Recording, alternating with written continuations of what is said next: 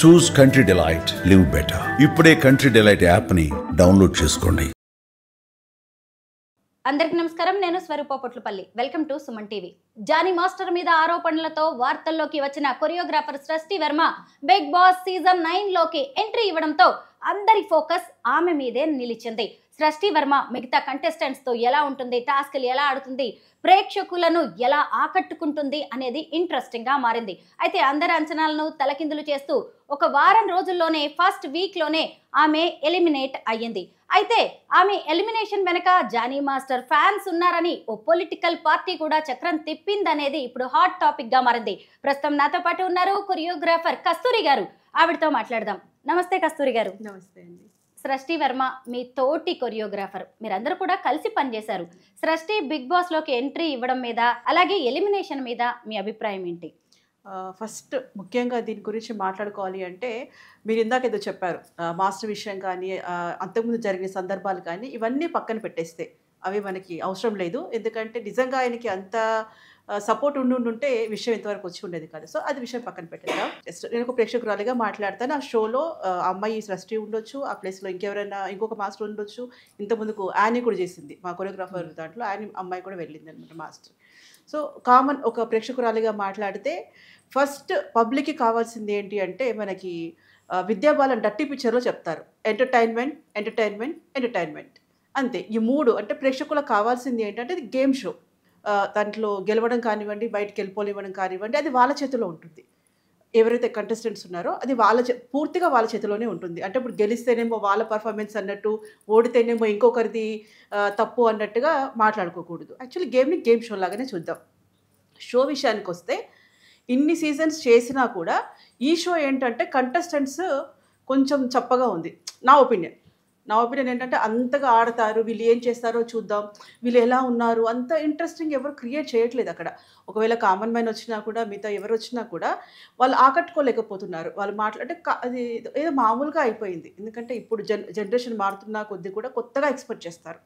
ఎవరైనా సరే ఎంటర్టైన్మెంట్ కావాలి అనుకుని కూర్చున్నప్పుడు, షోలో చూసినప్పుడు కొత్తగా ఎవరు చేస్తున్నారు పర్ఫార్మెన్స్ కానివ్వండి. అదొక డ్యాన్స్ షోలో అనిపించింది నాకు. మొన్నటి వరకు వెళ్తే ఏదో చూశాను అంటే, అలా చూసిన దాన్ని బట్టి అయితే ఏదో డాన్స్ 1 2 3 4 చెప్పుకోవడాలు, గుడ్డు పోయిందని చెప్పడాలు, అరటిపండు, యాపిల్, ఇవన్నీ ఏంటంటే చీప్ అంటే కొంచెం వినడానికి కొంచెం ఎలాగో ఉందన్నమాట. షోలాగా అనిపించట్లేదు. అదేదో సంతలాగా, కూరగాయల మార్కెట్ లాగా కొట్టేసుకోవడాలు.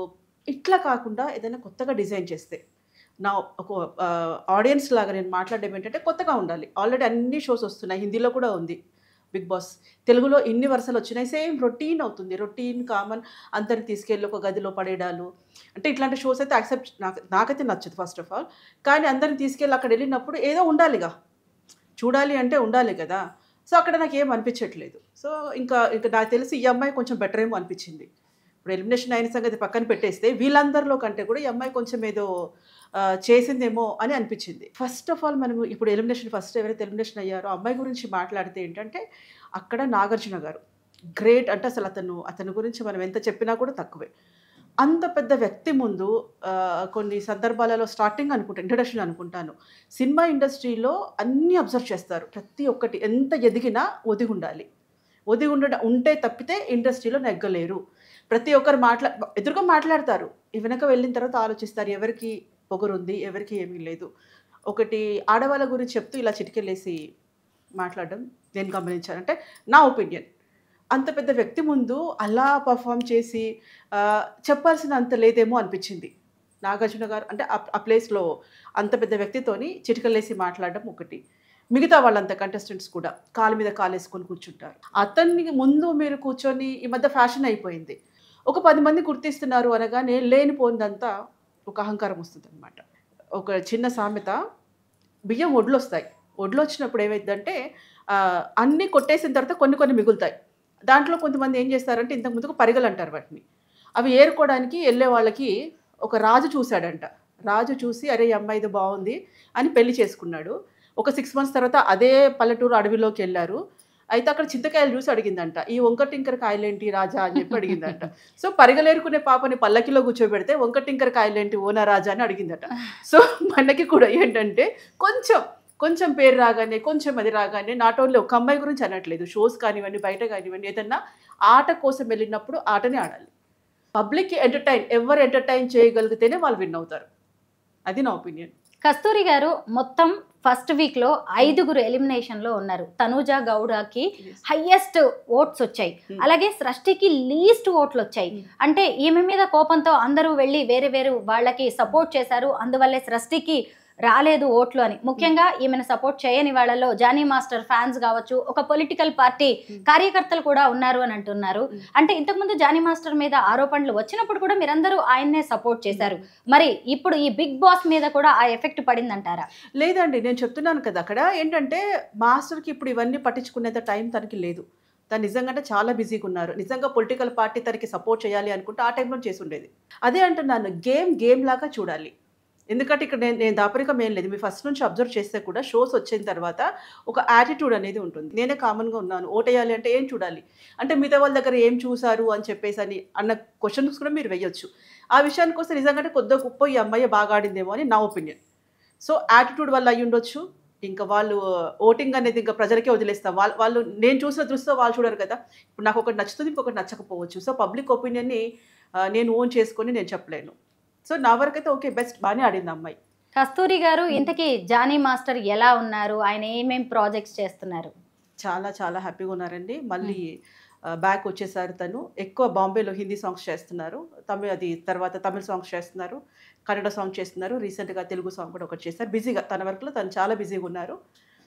ఇండస్ట్రీలో 24 ఫ్రేమ్స్ ఉన్నాయి. ఆడవాళ్ళకి ఏదో ఒక ఇబ్బంది వస్తూనే ఉంటుంది. మీరందరూ వాళ్ళకి అండగా నిలబడతారా? లేదు అంటే నేను ఇబ్బంది ఫేస్ చేశాను అంటూ ఎవరి మీదైనా ఆరోపణలు చేస్తే ఈ అమ్మాయిదే తప్పు అంటారా? ఆరోపణలు అంటే ఒకసారి మనం గమనించాలి. ఎందుకంటే రెండు వైపులా ఇప్పుడు ఇద్దరు మా కొలీగ్సే ఉన్నప్పుడు, ఇద్దరు ఒకే సంస్థలో ఉన్నప్పుడు మనకు వీళ్ళేంటి వాళ్ళేంటి అని తెలుస్తుంది. సో అప్పుడు ఏంటంటే నిజంగా అమ్మాయికి ఏదన్నా ప్రాబ్లం ఉంది అనుకుంటే అమ్మాయి వైపు వెళ్తాం, అబ్బాయికి ప్రాబ్లం ఉంది అంటే అబ్బాయి వైపు వెళ్తాము. నా ఒపీనియన్ ఏంటంటే నాకు తెలిసి నా సర్కిల్లో కూడా అక్కడ ప్రాబ్లం చూడాలి, జెండర్ కాదు. అమ్మాయి ఉండొచ్చు, అబ్బాయి ఉండొచ్చు, ఎవరైనా ఉండొచ్చు, ఏ కేటగిరీస్ అయినా ఉండొచ్చు. బట్ ప్రాబ్లం ఏంటి, సమస్య ఏంటి, అటువైపే నేను సపోర్ట్ చేస్తాను. జానీ మాస్టర్ మీద ఆరోపణలు చేసిన సృష్టి వర్మకి బిగ్ బాస్ ఆఫర్ రావడం మీద మీ ఒపీనియన్? అంటే అది వేరేలా చూడాలి. అది వేరే కోణం, ఇది వేరే కోణం. దానికి సంబంధం లేదు. అంటే ఇలా కేసులు ఉన్న వాళ్ళు చాలామంది ఉన్నారు. కొన్ని విషయాలు బయటపడుతున్నాయి, కొన్ని విషయాలు బయటపడకపోవచ్చు.